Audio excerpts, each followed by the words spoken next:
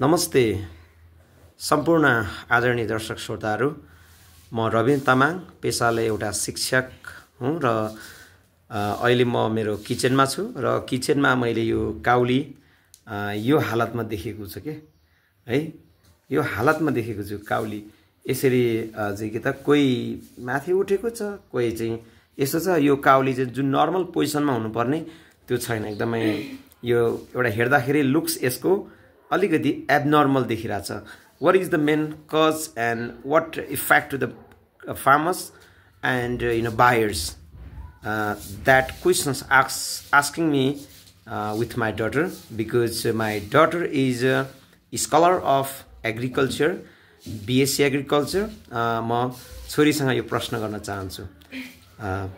छोरीको छोटो परिचय नमस्ते मेरो नाम करुणा तामाङ र म विकासको विद्यार्थी 3rd सेमिस्टरमा पढ्दैछु अहिले छोरी यो काउली किन यस्तो भयो प्लिज मलाई यो भनिदिनु पर्यो यो के हो काउलीको चाहिँ यो जस्तो हुनुपर्ने छ यो कर्ड चाहिँ त्यस्तो भएको छैन यो चाहिँ कुनै रोग होइन कि यो फिजिकल डिसअर्डर भनिन्छ यसलाई चाहिँ साइन्टिफिक टर्ममा किनभने यो चाहिँ प्याथोजन्सले गर्दाखेरि कुनै एजेन्टले माइक्रो अर्गानिजम्सले गर्दाखेरि हुने होइन यो चाहिँ मेनली बोरन डेफिसियन्सी न्युट्रियन्ट्सहरूको चाहिँ इम्ब्यालेन्स भयो भने यस्तो अवस्था चाहिँ देखिन्छ अनि त्यसपछि अब यसको चाहिँ कर्ड फर्मेसनको बेलामा अब तापक्रमको चाहिँ घटी बढी भयो भने पनि यस्तो टेम्परेचर इम्ब्यालेन्सबाट पनि यस्तो देख्न सकिन्छ अनि त्यसपछि अब हामीले चाहिँ सिँचाइहरूमा पनि बढी भयो भने अथवा कमी भयो भने चाहिँ कहिलेकाहीँ यस्तो देखिन्छ तर मेनली चाहिँ पानीको चाहिँ राम्रो व्यवस्थापन भएन भने धेरै भयो पनि थोरै भयो पनि चाहिँ यस्तो देखिन सकिन्छ तर मेनली चाहिँ बोरन भन्ने त्यो एउटा न्युट्रिएन्ट हुन्छ मल खाद त्यसको डेफिसियन्सी त्यसको कमीले चाहिँ यस्तो देखिन्छ अब यस्तो भइसकेपछि चाहिँ यो हामीले के भन्छ त्यसलाई हामीले खानको लागि चाहिँ यो केही पनि हुँदैन फिट नै हुन्छ तर यो मार्केटको लागि चाहिँ अनफिट भयो किनभने यो जस्तो कर्ड फर्मेसन हुने थियो त्यस्तो भएन र ग्राहकले चाहिँ यस्तो काउली किन्न चाहदैन त्यसैले डाइरेक्टली चाहिँ अब किसानलाई चाहिँ यस्तो भयो भने चाहिँ बेफाइदा हुने भयो नोक्सान हुने भयो ओके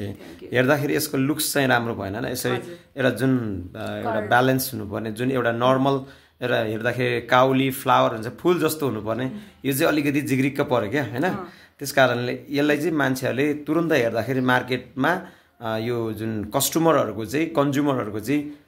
आँखा चाहिँ नपर्ने भन्ने हो भनेपछि यो प्रयोग गर्दाखेरि हामीले कन्ज्युम गर्दाखेरि हाम्रो शरीरलाई चाहिँ कुनै किसिमको ह्याम्पर चाहिँ गर्दैन नि त कुनै किसिमको असर चाहिँ पार्दैन मान्छेलाई यो कन्ज्युम गर्दाखेरि अनि यसलाई चाहिँ साइन्टिफिक टर्ममा चाहिँ यसलाई राइसिनेस अफ काउली फ्लावर भनेर चिनिन्छ